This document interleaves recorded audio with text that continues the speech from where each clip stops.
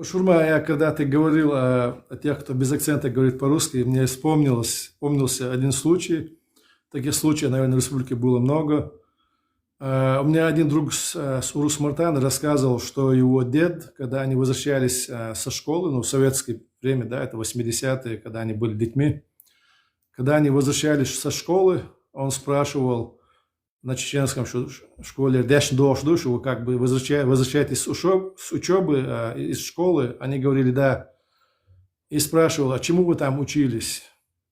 В общем, они рассказывали, чему они там учились, и потом он спрашивал, русскому языку вас учили?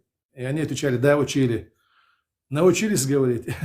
И когда они отвечали, что да, научились, он говорил, учитесь хорошо в школе и учите русский язык, но никогда не говорите на нем без акцента. Или как бы, ну, таким чисто русским выговором не говорите, чтобы не стать похожими на русских.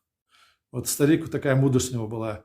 Сейчас бейцаду, ösятец, инмабейстеще улыбаться, то есть вот этот аспект не ушел от внимания нашего старшего поколения еще тогда, в те годы. Хотя, я уверен, этот старик не оканчивал никаких там академий, высших учебных заведений.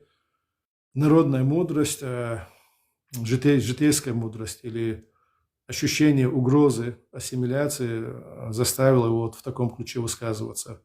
Ну, подобные выражения, высказывания в многих семьях были.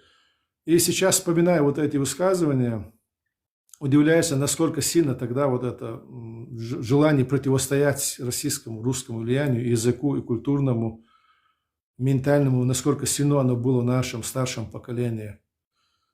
Настолько же оно ли сильно сегодня, это тоже как бы вопрос на размышление. Не утверждаю, не опровергаю, но вопрос на размышление.